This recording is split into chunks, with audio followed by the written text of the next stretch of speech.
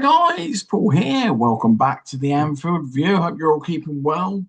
Let's get straight into the nuts and bolts, the nitty gritty of it, guys. Let's talk all things Bradley Barcola. Yes, you've heard me discuss Bradley Barcola at nauseum over the last sort of 2 months, to some extent. It seems, let's say loosely, it seems on the grapevine that we may have agreed loosely personal terms or some form of terms with Barcola. Look, the big stumbling block, and because you see it sort of plastered everywhere, all agrees terms, these, this, that, and the other. First of all, how much we've agreed with Barcola and his agent is a bit up for conjecture, isn't it, to some extent. We may be in the ballpark of really loosely what he's looking for. And maybe he does want to join us, but then equally, maybe he does want to also join other clubs as well. So the question mark really is, are we able to find a deal that really meets both parties in terms of what we want to invest and in terms of what PSG want? Look, ultimately, is he worth probably 115 million? I would say yes. In given the current market conditions, I'd say 115, maybe rising to 125. I think it's fair enough. I mean, look, you only have to look at the players that have gone for over 100 million this year. I'd say I think it's a pretty fair. It's a pretty fair reflection of where he is. I mean, Ekiteke went for 80 million, and Barclays achieved far more than what he had. So to say he's probably worth an extra 35 to 40 million more, I would say, yeah, he really is. I think 115, maybe to rise into 125 is probably a fair reflection of where Barkley is at. The question is, if they want 140, is there a way in which Liverpool can structure a deal, for them to come down, or for the terms to really be a little bit more upfront, or the incentives? Can we actually find a way to really find that solution? Because look, ultimately PSG don't need to sell. People could say, "Oh, yeah, but he's got 2 years left in his contract." Look, they're in a position of strength. They're 2 times reigning European Champions League winners. They got no real need to sell him whatsoever, frankly. So sure, they don't need the money. They've got wealthy owners. They've got plenty of money, and so it's like, well, it's one of those. You could say, "I'll cash in," but then they're stuck with a problem. Then they then have to find, not urgently, because like Kvaratskhelia is obviously their main star. Then you've got Desiree Dewey, and obviously you've got the fantastic midfield, etc., that they've got as well. So it's not that they urgently need to sell Barker by any means, but equally, I imagine they would want to replace him. I think they've already sold, was it this Ramos, a striker, as well, and so there's no real burning need for them to sell Barker to anybody. So I suppose it's one of those where somebody bids for your house what they feel it's worth, but if you ultimately don't want to move your house, then you have to pay somewhat of a premium to entice them. Let's see what that number is. So at what cost? You probably see from sort of the thumbnail. Well, at what cost? What number will get this deal done for both parties? I think Liverpool could probably go to 115, 120 and be quite comfortable with that. But then equally, will PSG come that far down, given the fact that they know there's a winger shortage in the market? The supply and demand. The problem is they don't need to sell. That's obviously in their favour. Two, there's a supply and demand shortage in so many areas in football, which decent defensive midfielders, wingers, strikers, top quality defenders. I mean, Jesus, you sort of half wonder what the hell's going on with world football at the moment. You're struggling to find top quality anywhere. But it is a situation that PSG have a lot of the creative players already, them and Bayern Munich. So I think it'll just be where is the wiggle room? Where is the sweet spot to get this deal done? Put my business and sales hat on. It really is going to require them to at least get a number that is relatively, Could it be 130? Could it be 120 rising to 130? That could be. I know they were 145. Would they settle at 130? Could it be 125 rising to 135? With incentives, with appearances, with maybe payment terms that are a little bit more suitable to them. There is ways you can get the deal done. Usually, when parties are worlds apart, usually the payment terms are usually what really, whether it's more money up front, whether it's very realistic incentives, i.e., based on appearances, which usually pretty much means it's a given. So I think the terms and the incentives and how realistic they are and how I suppose how sweet they are for PSG may enable them to drop down sort of 10 million or 15 million, because let's be honest, look, if you're bidding for 140 million, but it's going to take you about 8 years to receive the money. For a lot of clubs, I'd much rather have 125 million paid over 4 than having that amount of money paid over 8. And so, yeah, I think, and what cost, I think that's where we're at in terms of the figures. I think it's possible. There's always the concern that there's other clubs in the weeds to really come out and also trump us or match our bid as well. So, but look, time will reveal all as to just how serious we are, in this situation. I've got a bit more confidence now that I've seen us actually get these deals over the line. I.e., we got Verts over the line. Never thought that was possible. We got Isak over the line.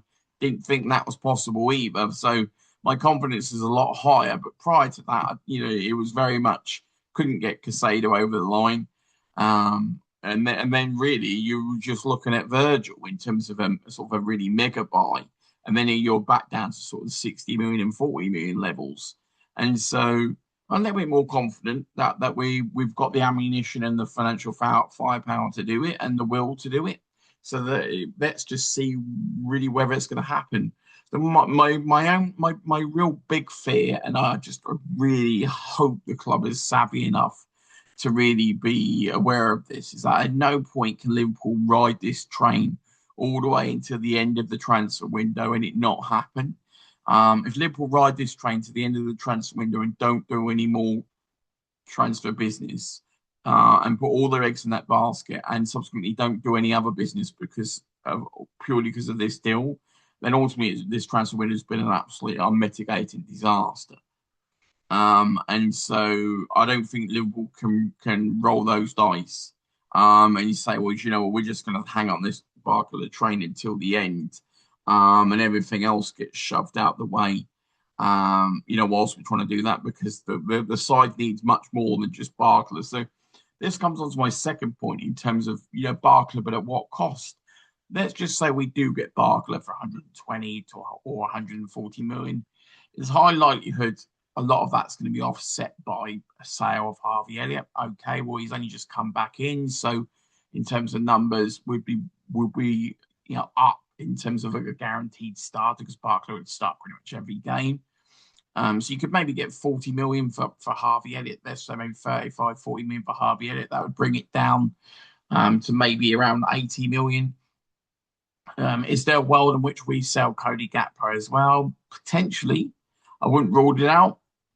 At what cost? The thing is, last year we bought the player, then just sold a load of players, and then left the squad too short.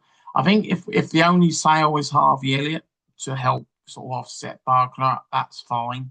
I think if you then sell Harvey Elliott and Cody Gakpo to essentially both fund that sale, then equally you then have to go back into the market and buy Rayan or Hussein, from Spain, or whoever, Minter, whoever. I mean, ultimately, all I know is that yes, you can get away with selling Elliott to help mitigate that sale.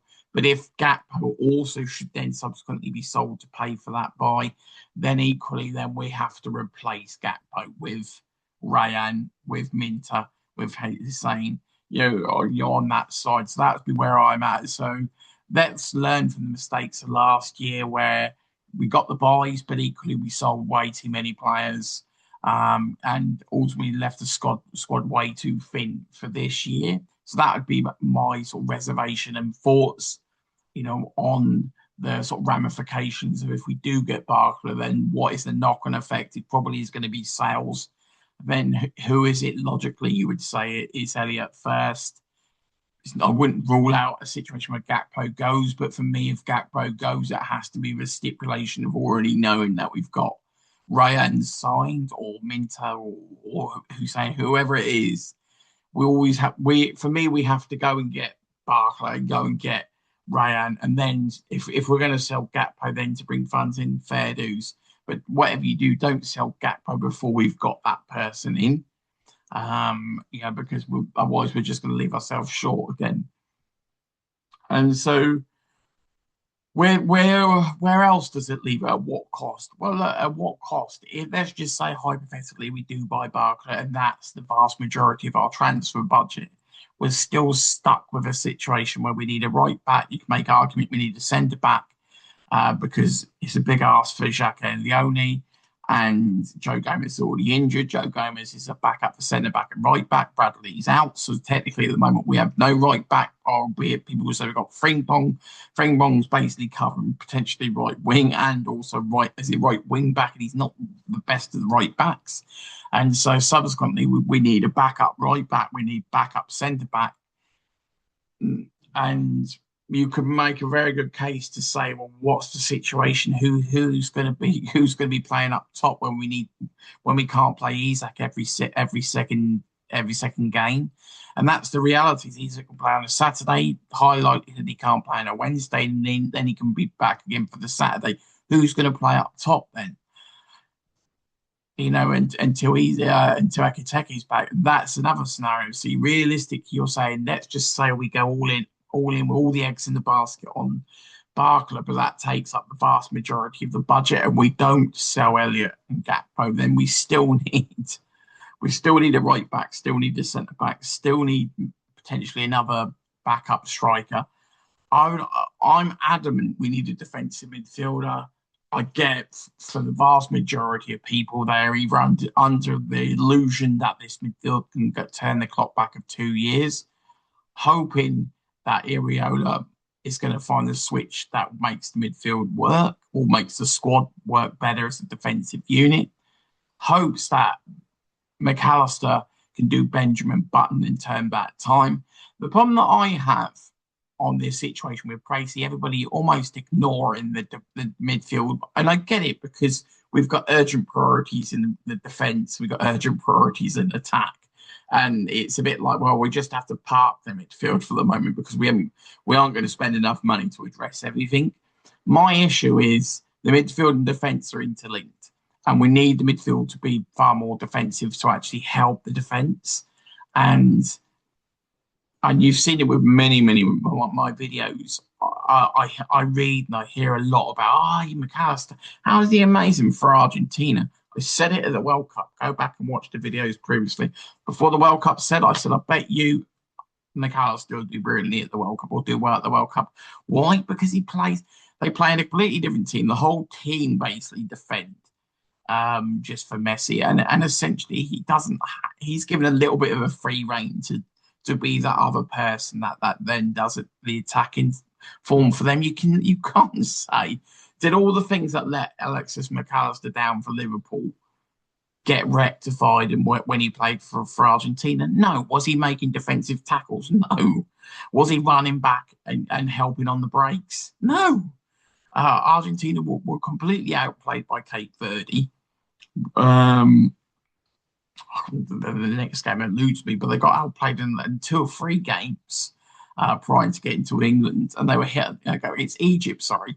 So you had Egypt where they were 2-0 down, they hit on the break, and the midfield was nowhere to be found. And so I think he did well at the World Cup. I would hardly say his areas that let him down for Liverpool last year weren't evident at the World Cup. They very much were evident. If you're choosing not to see them, then obviously, I love Alexis McAllister. I generally do, and I wanted him when we got him, and he's been amazing for us. But equally, you can't just take a blind eye away from last season.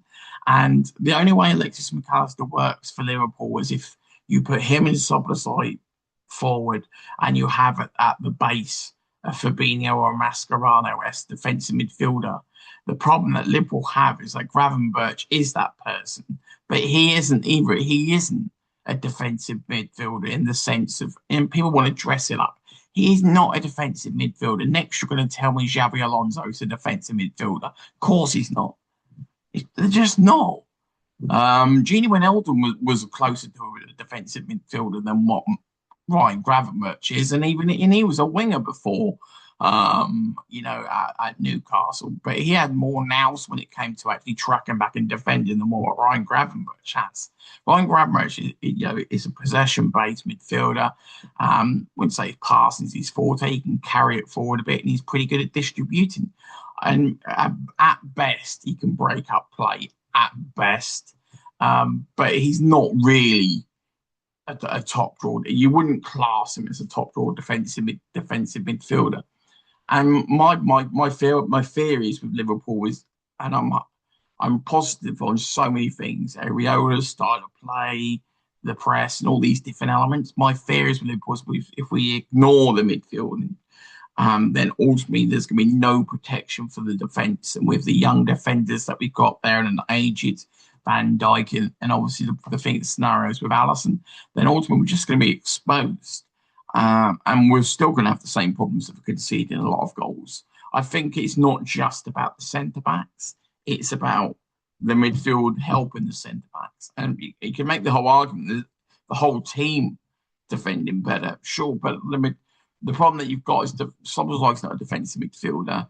McAllister's not any use when it comes to defending at all. And so we need an athletic defensive midfielder in there to really provide the solidity to enable one, us to stop conceding a shed load of goals, and two, to enable the wingers and the strikers to do what they need to do. You want Florian Wirtz to play at his best, get a defensive midfielder in that team, take that pressure off the attacking players and let them bomb on and do what they need to do. Then it gives us a chance if we take the 1-0 lead. Can we actually hold on to a 1-0 lead for once? Is it possible? I've forgotten what it was like to keep clean sheets. And maybe we were for a long time always dependent on Virgil bailing us out or Alisson producing miracles for the last 2 or 3 years. It feels almost since Matip went. I know you can say, Robertson and Matip and Trent, I get it, but when we lost the solidity of that midfield, your Henderson, your Wijnaldum, your Fabinho, then ultimately what happened was more and more we were relying either on the centre-backs to produce miracles or more often than that, Alisson to have phenomenal games to actually bail us out. Because whilst I love Szoboszlai and he's brought so much to us, I wouldn't say he's helped us in the defensive side. And I guess not McAllister's game. And Gravenberch played okay. Let's not go overboard. Gravenberch played okay in that element of the team when we won the title, and we was one of our best players. But equally, also remember that from February onwards, we were awful. So it wasn't the entirety of the season. Played really well, far exceeded what I expected of him. So my views, really in terms of what cost, getting Barcola is. 1, how much is it going to cost us? 2, what sales will it lead to? 3, are we going to replace the sales? Unlike what we did last summer, are we going to replace the sales so we don't suddenly have even worse depth? Bear in mind, our squad's threadbare as it is. So are we going to replace? So let's say how much? If we do get him, how much? Who are we going to sell to replace? Those funds. Are we going to then replace those sales so we actually have some squad depth? So that would be my question really in terms of the Barcola situation, guys. I'm all in for us getting Barcola, but I really do hope it means that if we're going to sell players like Elliott or Gakpo, I'm okay with, but make sure we get a Raya and a Minter who's saying to replace, let's just say, a Gakpo. So it's basically, let's just say we get Barcola and you lose 2, and then you gain Barcola plus 1 other. And then the squad still needs to invest in the right back, the centre back, maybe a striker. I would personally, I want a defensive midfielder badly, whether we see him or not. Great to hear your thoughts, guys. It is exciting. Look, I'm not going to lie. I've been beating the Barcola drum before Diamande for the entire summer. Look, if everything was right with the world, I would get Kvaratskhelia, from PSG. Ultimately, to be honest, I would have got him from Italy in the first place. It was obvious he was a great buy then, but that ship sailed and we missed that boat and we just moved too slowly. And it's one of those where we didn't future proof a lot. Isn't it? I wouldn't say future proof in his Liverpool strength. The problem with future proofing, it means spending more money, and ultimately, as we know, Liverpool run a self-sufficient model that where future proofing really isn't what we do. Future proofing is at best is when we buy defenders for 1 million at the age of 16, 17 and buy about 10 of them. That's Liverpool's definition of future proofing. My definition of future proofing would be getting the next Sadio Mane, like Diaz, 18 months before we purchased him, if that makes sense. Whereas reality, we bought Diaz in the January, knowing full well Mane was going to go into summer. So it was 1 in, 1 out. It wasn't really a future succession plan, really. It was more sort of a reaction, bringing him in the January, knowing that was going to happen in the summer. Whereas getting somebody way in advance, maybe a similar scenario in Man City. Let's just say Rodri stays by buying Elliot Anderson now. There's a fair chance you see if Rodri does stay, he probably goes next summer. So they've got Elliot Anderson a year in advance, on that front, and that's really where we should have been at with Kvaratskhelia, who's at PSG for me, phenomenal player. Was obvious he was a phenomenal player when in Italy, but it is what it is. You can't change it now on that front, guys. So great to hear your thoughts. Barcola, at what cost on so many fronts? Look, I'd be incredibly excited if he came on board, no doubt. It's a little bit tempered by, okay, at what cost though? Money. How much money are we going to spend? If we spend that money, how much money do we have left to get? The problem is that we got just getting him alone. So we got Barcola and the window stopped. We haven't done anywhere near enough. It'd be a great signing, but we haven't done anywhere near enough. And so that is the question mark, isn't it? We get Barcola. Let's just say we do get him. And if we don't get him, we're stuck in a whole heap of. We've spent the entire summer essentially chasing 2 players, Diamande and Barcola, and get neither.